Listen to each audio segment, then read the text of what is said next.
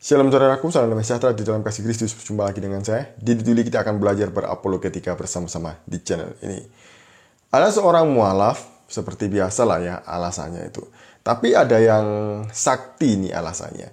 Jadi salah satu alasan kenapa dia mualaf karena dulu ketika dia masih Kristen, itu dia jarang baca Alkitab. Namun setelah belajar dari para polemikus gitu ya, debater muslim, dia jadi tahu Alkitab dan bisa ngecek bahasa Ibrani-nya. Jadi dia tahu kesalahannya. Sakti bener nih Mbak nih. Mari kita bersama-sama melihat video ini. Syekh Khalid, kalau berkenan saya minta kepada saudara saya Agusti mau berbagi 1 menit saja. Kira-kira apa yang membuat tertarik untuk masuk Islam? Ya, boleh.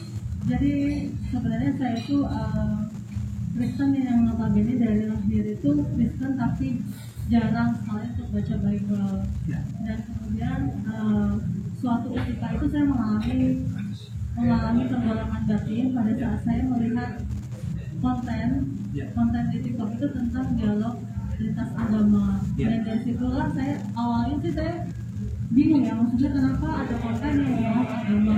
Padahal kan kita kan agama itu kan tradisi, tapi kenapa masih didialogkan secara umum. Nah ternyata disitulah saya jadi tahu tentang Bible. Jadi maksudnya yang saya nggak tahu jadi tahu. Dan saya mengenal satu mujahidin yang dia juga mengerti tentang Bible, juga Al-Quran. Kemudian saya mencoba mempelajarinya bahwa ternyata ada beberapa kesalahan yang saya juga udah cross-check ke bahasa aslinya tentang agama saya. Nah, kemudian saya mencoba mempelajari Al-Quran juga. Dan yang membuat saya tertarik adalah untuk konsep seperti konsep ketuhanannya, konsep keselamatannya, konsep surganya yang menurut saya masuk logika seperti itu. Terima kasih banyak Mbak Alice sudah berbagi. Kok bisa ya? Kan katanya Mbak ini tadi itu Kristen sejak lahir. Dan selama jadi Kristen, dia itu jarang baca Alkitab. Ini loh, ini pasti dan sering dipakai oleh para mualaf untuk menjadi alasan mereka kenapa mereka mualaf. Dia padahal waktu jadi Kristen itu tidak pernah baca Alkitab, gitu ya, nggak pernah ke gereja. Tiba-tiba waktu dia mualaf ngakunya sudah bisa bahasa Ibrani. Nah seperti Mbak tadi ini, sejak Kristen dia nggak pernah baca Alkitab. Tiba-tiba dia bisa ngecek bahasa aslinya dan kesalahannya. Kan sakti Mbak ini ya. Katanya sih belajar dari para polemikus muslim. Ya pasti yang ditonton itu Ustadz Kainama. Kan dia ya yang satu-satunya mualaf yang dilabeli itu lulusan dari Israel, dari Haifa, S3 dan ahli bahasa Ibrani. Ketika dicek bahasa Ibrani Yunaninya juga salah-salah. Ketika dicek dia juga tidak paham mengenai Israel dan sejarahnya. Lah orang kayak gini kok jadi panutan. Lagian Mbak ini Kristen. Kenapa belajarnya tidak ke pendeta?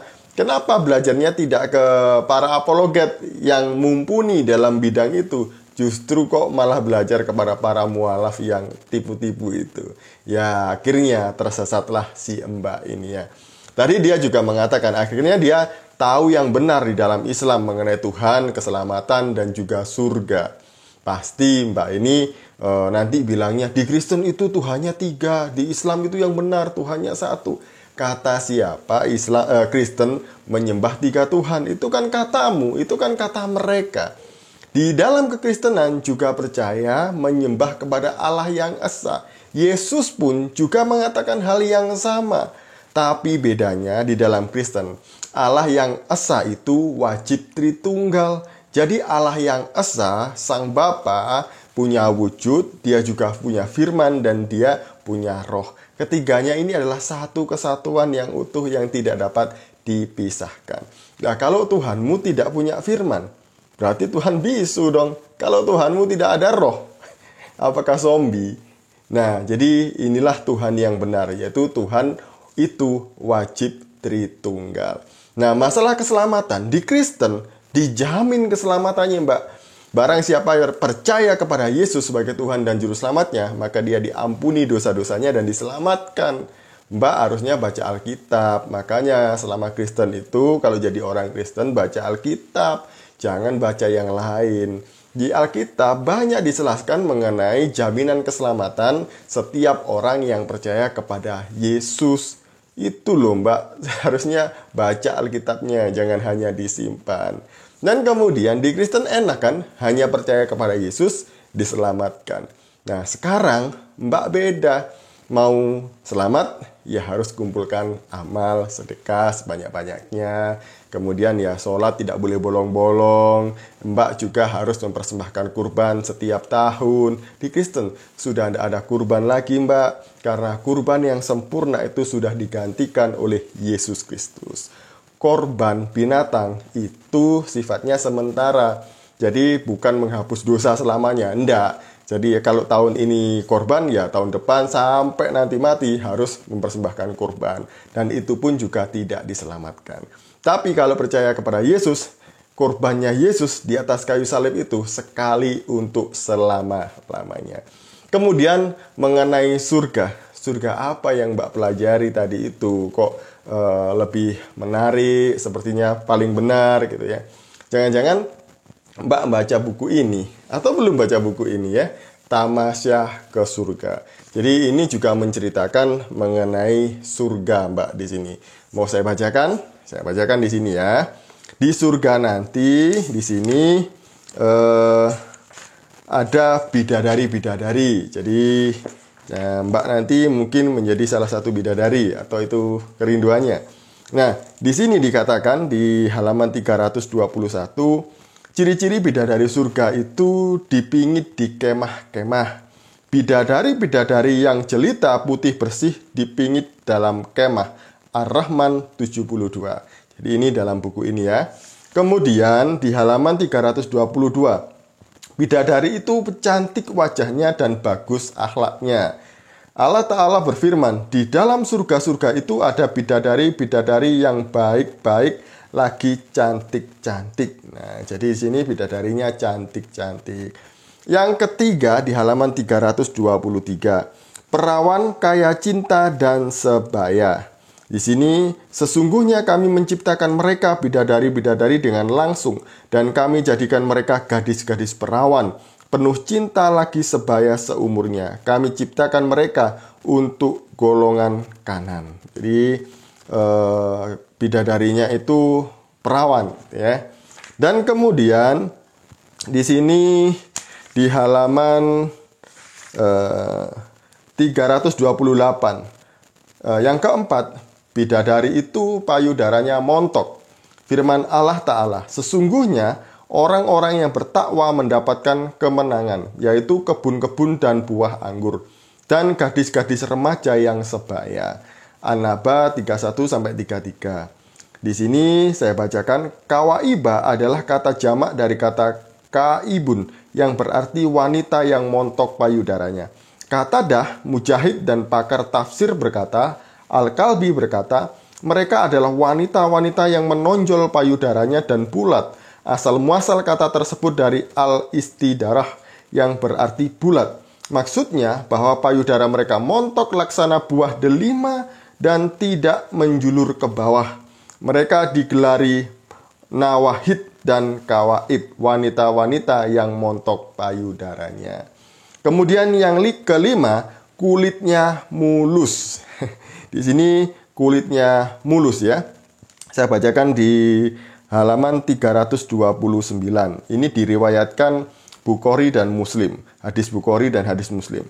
Sesungguhnya rombongan yang pertama kali masuk surga wajahnya seperti rembulan pada saat purnama.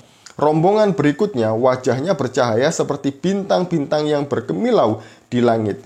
Setiap orang dari mereka mempunyai 2 istri di mana sumsum tulang betisnya bisa dilihat dari luar. Di surga tidak ada bujangan. Nah, ini mungkin Mbak sudah membacanya, sudah mempelajarinya. Atau kalau belum ya silahkan dibeli di toko-toko buku Islam. Bisa online, bisa juga langsung ke toko-tokonya. Pasti ada, namanya Tamasya ke Surga. Di sini juga dikatakan demikian di surga. Halaman 334. Penghuni surga selalu berduaan dengan istri dan tidak merasa bosan kepada istrinya. Istrinya juga tidak pernah bosan kepadanya. Setiap kali usai menggauli istrinya, keperawanan istrinya kembali lagi. Penis orang tersebut tidak pernah loyo dan vagina istrinya tidak pernah mengeluh kesakitan. Ketika ia sedang berduaan dengan istrinya, terdengar penyeru memanggil, "Sesungguhnya kami telah tahu kalau engkau tidak bosan dan istrimu juga tidak bosan." Di surga tidak ada sperma dan ovum. Di surga penghuni surga mempunyai istri-istri yang lain. Lalu ia menemui mereka satu persatu. Setiap kali bertemu dengan salah seorang dari istrinya, ia berkata, "Demi Allah, di surga ini tidak ada yang lebih cantik daripada kamu. Dan di surga ini tidak ada yang aku cintai daripada kamu." Halaman 335, saya bacakan aja ya. Setiap hamba Allah yang masuk surga dinikahkan dengan 72 istri. 2 istri berasal dari bidadari surga yang bermata jelita dan 70 wanita dari wanita-wanita dunia. Kesemua wanita di atas mempunyai vagina yang merangsang dan hamba tersebut mempunyai penis yang tidak pernah loyo. Jadi vaginanya itu perawan terus dan penisnya tidak pernah loyo, gitu ya. Dan halaman 336. Wahai Rasulullah, apakah di surga kita bisa menggauli istri-istri kita? Rasulullah Shallallahu Alaihi Wasallam bersabda, "Sesungguhnya seorang laki-laki di surga sanggup menggauli 100 perawan-perawan muda." Nah, ini memang beda ya kalau dikaitkan dengan surga di dalam Kristen. Di dalam Kristen, Yesus mengatakan bahwa di surga nanti itu tidak ada kawin mengawin. Tapi di surga, menurut buku ini, Tamasya ke Surga, tadi saya hanya membacakannya. Di sini tadi sudah saya bacakan semuanya, bahwa di sana nanti itu setiap laki-laki ahli surga itu dinikahkan dengan 72 bidadari yang cantik, kemudian yang bagus akhlaknya, payudaranya montok, kulitnya transparan, dan perawan terus, dan dia penisnya tegang terus. Jadi itu bedanya dengan surga versi Kristen. Semoga Mbak di sana menemukan kebahagiaan dan menemukan surga yang Mbak impikan. Terima kasih. Shalom, salam waras, Tuhan Yesus memberkati.